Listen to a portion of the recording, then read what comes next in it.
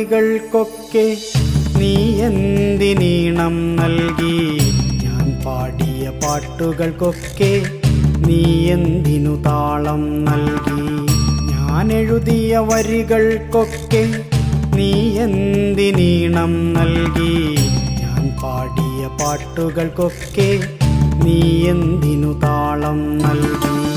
ഞാൻ കണ്ട കിനാക്കളിലൊക്കെ നീ എന്തിനു നായികയായി? ഞാൻ നടന്ന വഴികളിലൊക്കെ നീ എന്തിനു തണൽ മരമായി?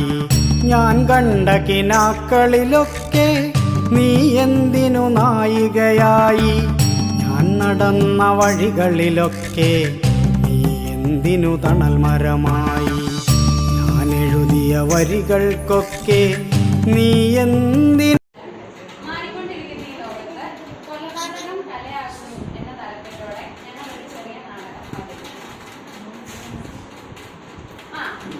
ഇന്നലെ പഠിപ്പിച്ച പാഠം എല്ലാവർക്കും മനസ്സിലായല്ലോ?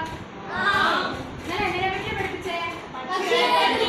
പക്ഷികളെ കുറിച്ചല്ലേ പഠിപ്പിച്ചേ?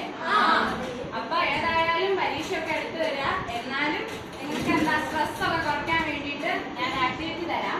എല്ലാവരും നാളെ ഒരു തൂവല് കൊണ്ടുവരണം. തൂവല് അറിയാലോ എന്താണൊക്കെ? അപ്പൊ നിങ്ങൾക്ക് ഇഷ്ടപ്പെട്ട ഒരു പക്ഷിയുടെ തൂവല് കൊണ്ടുവരണം കേട്ടോ. ആരും മറക്കരുത് കേട്ടോ. മറന്നു പോയേ ചെയ്യരുത്.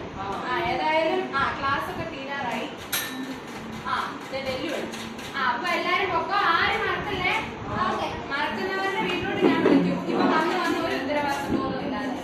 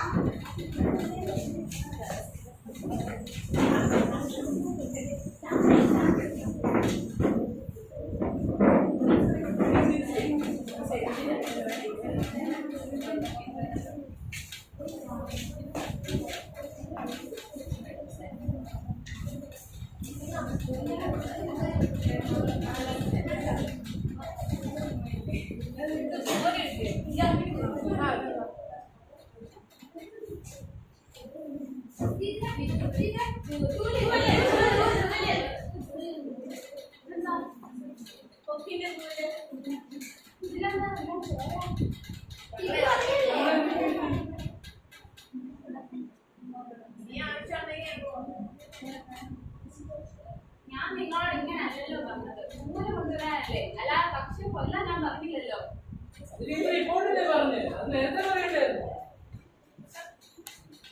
എന്നാലും നിങ്ങൾ ആ കൊക്കിനെ കൊന്നോ?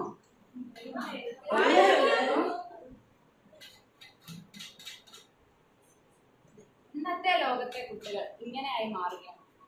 പല പല സിനിമകൾ കണ്ടും പല പല അവർക്ക് ഇഷ്ടമുള്ള കഥാപാത്രങ്ങളെയും കണ്ട് അവരിങ്ങനെ മാറുകയാണ്.